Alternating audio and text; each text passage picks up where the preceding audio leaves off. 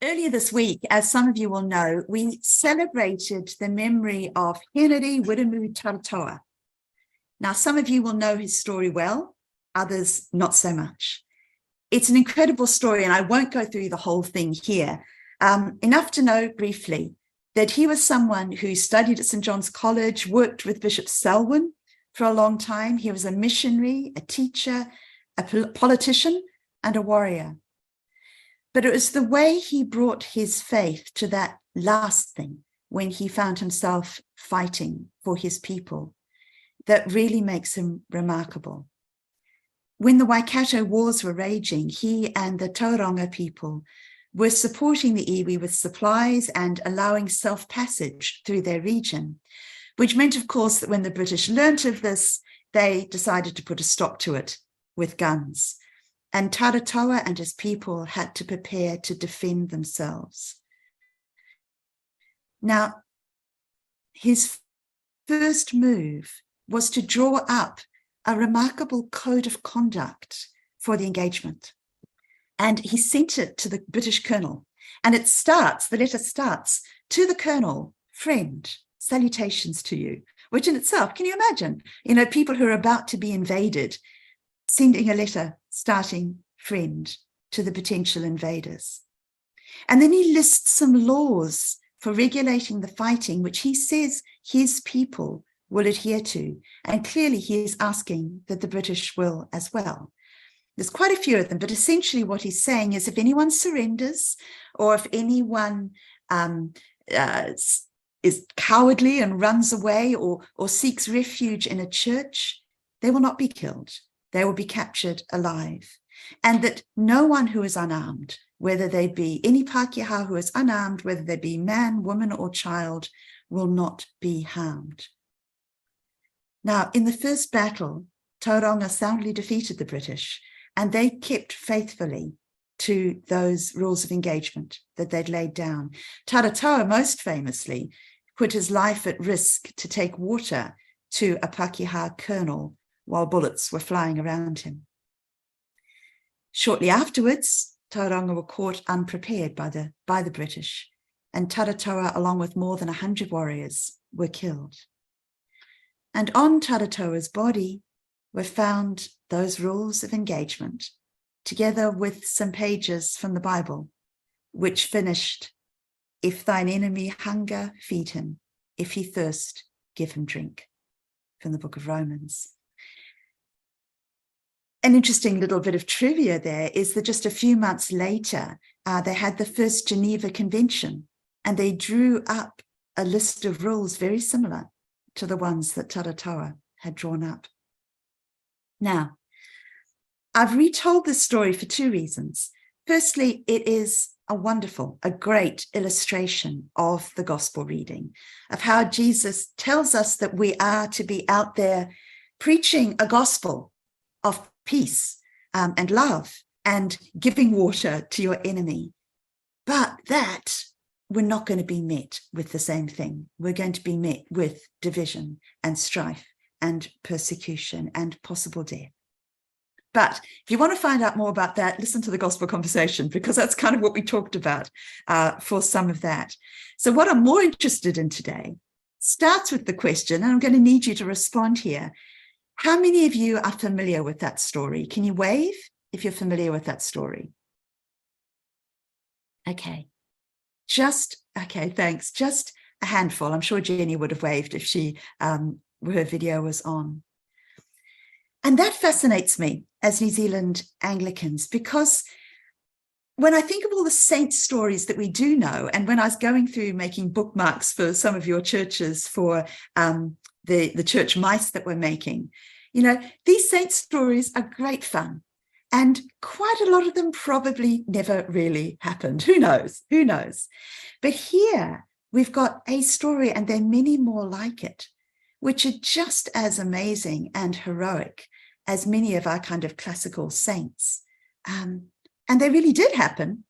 And an awful lot of us don't know those stories, even though they're from the country we belong to. So I may be totally wrong here, but I wonder if a tiny bit of the reason for that is that it can be difficult to get hugely enthusiastic about stories in which we're the bad guys. Here today, our Pakeha.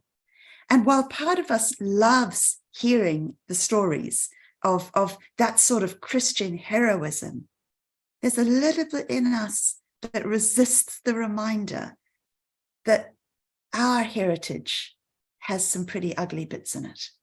And we don't want to be reminded of that.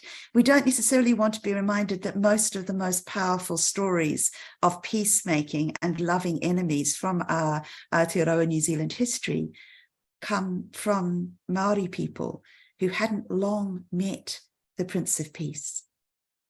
Now, the reason I'm bringing all this up isn't to just add another layer of guilt onto us all. It's because of the remarkable story we've just read from Genesis. Now, it's a kind of truism that history is told by the victors.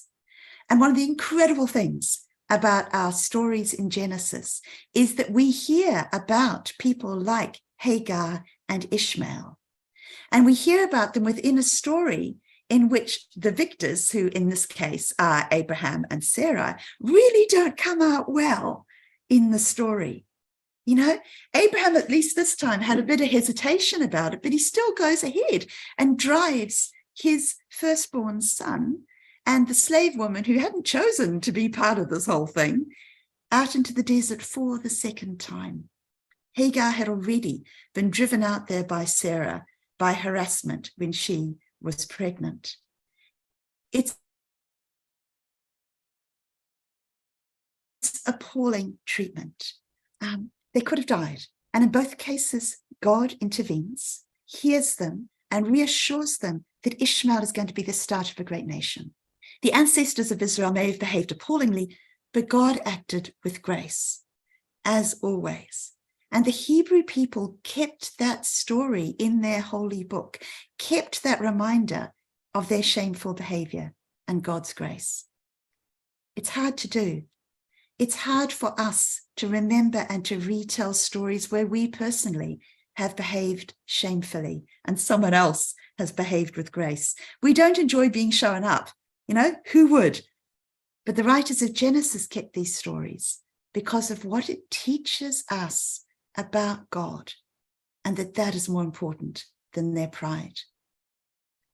What it teaches us is that God specializes in taking broken pieces and building something new out of them.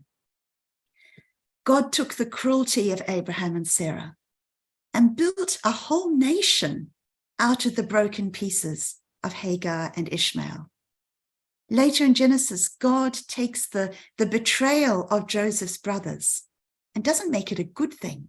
It's always going to be a bad thing, but he takes them and uses it to save a whole nation, the whole of Egypt.